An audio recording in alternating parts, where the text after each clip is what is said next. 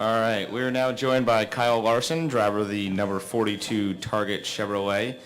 Kyle, you do have a win here at New Hampshire, and you're in the NASCAR K&N Pro Series East. New Hampshire is the last time a Sunoco Rookie of the Year candidate won a Sprint Cup Series race with Joey Logano in 2009. Tell us about your outlook for this weekend. Yeah, I always kind of like coming to New Hampshire. It's a pretty neat racetrack. It's the only one on the circuit that's quite like this, and reminds me a little bit of IRP in Indiana. So I enjoy it somewhat. And we got to come here and test a few weeks ago, and I thought that went pretty well. We learned a lot of stuff, and then we learned even some things at Richmond the other day that I think might help us here too. So excited to get on the track for practice and hoping for good things this weekend because we've had some bad luck the last 3 weeks. So we got to get back to finishing races and get back up in the points because now we've fallen out of the chase. All right, we'll open up for questions. Just raise your hand. We'll get a wireless mic to you. State your name and affiliation. Any questions for Kyle? Start back there with Rick. Rich Thompson, Boston Herald. Could you just be a little more specific on how you tested? I don't know. It went pretty good, I guess. We were here with the Hendrick cars, and I thought they were a little bit better than us. But their midway point of the test, I thought we were pretty good, and then we just kept testing different things and slowed down a little bit. In the conditions, that day were a lot cooler than what they will be this weekend. So hard to judge off that, but I thought it was a decent test. Anytime you test, you're learning a lot. So it was good to get here to New Hampshire, a place where I haven't raced the Cup car yet, and get some laps. Nate? Nate Ryan, USA Today Sports. Kyle, there were, I think, 4 teams that tested. There was Ganassi, Hendrick, Waltrip, Childress, all teams that were looking at, I think, getting drivers into the chase. Do you think the strategy there, or maybe the Ganassi perspective, was it that if you test, maybe this is a place where you or Jamie could get that win that could get you in the chase? Or I don't know. I think I don't know if they struggled here last year is why they came or what, but and I don't seem to do particularly well on short tracks or tracks you have to use a lot of braking. So I think that might be a reason we came here. And I don't know. I don't know if there's any strategy for the chase to come here and test or not. So you guys didn't really discuss that. I mean, you only get 4, so I figured you guys might be. I'm sure when you only get 4, any test they use is to you get yourself in a better position for the chase. So yeah, I mean, I would say so. Then I don't know. Do you feel better? I mean, knowing that you haven't run here in Cup, obviously.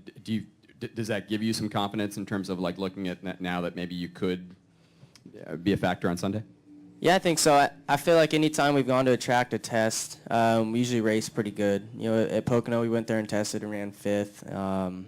Not quite sure where else we tested, but and then you look at last year, they tested at Dover and almost won that. So anytime you go to test somewhere, you gain some confidence going back because your car's going to be better than had you not spent 300 laps on the track already. And I know the team loves testing because they get to learn as much as they can, and it always helps them at other racetracks too. So, and like I said, I think we learned a lot at Richmond. Probably that'll help us here too. So, I'm definitely excited because I think our car will be pretty fast. Go to Vince. Vince Welch, ESPN. What is your perception as we approach kind of the crunch time in relation to the chase of where you stand and what your chances are in these final races leading up to the cutoff?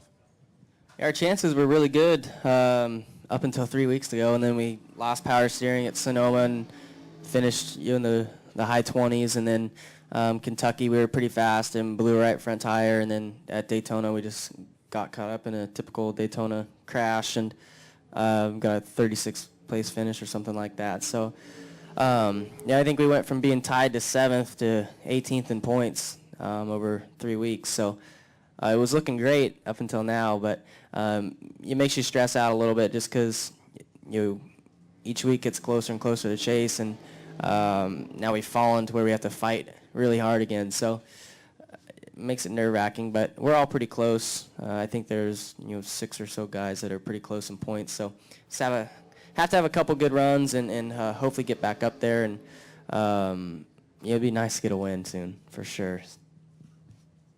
Mark Garrow, PRN. Just first, follow up on that. You got off to such a strong start for a rookie. Maybe not a typical start for a rookie. How humbling has it been all of a sudden to have these 3 weeks in a row that just, you go from a high to about as low as you can get?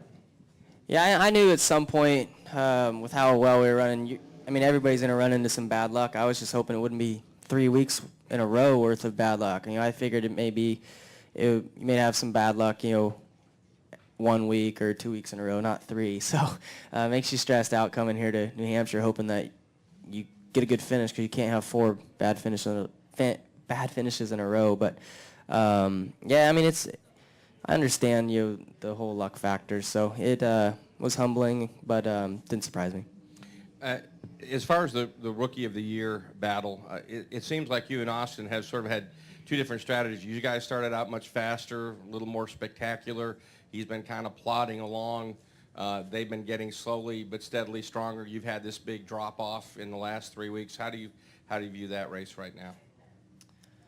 Yeah, I feel like we've been a little bit stronger than Austin most weeks. So I think once we get back to finishing some races, hopefully we can pad in that gap between him and myself in the rookie points. I'm not really even sure how the whole rookie thing works. I don't know if they base it off points or votes or what.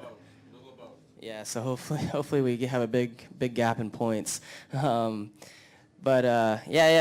sucks. The last 3 weeks I think he's been the highest finishing rookie, but I feel like our stats have been a little bit better than his so far this season. So just got to keep sticking with it and trying to set it as a goal to beat him every weekend as well as get top 10s. Got Jason King from WMUR.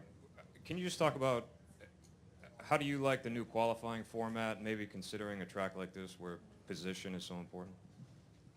Yeah, I like the new qualifying format. It seems, too, that, you don't have people. It's not like there's a ton of cars out on the track at one time. It's not like all 43 of us are out on the track at the same time qualifying. We kind of all respect each other, and maybe there's 5 or 6 cars out at a time, and you're evenly spaced, so you're not getting messed up by the guy in front of you.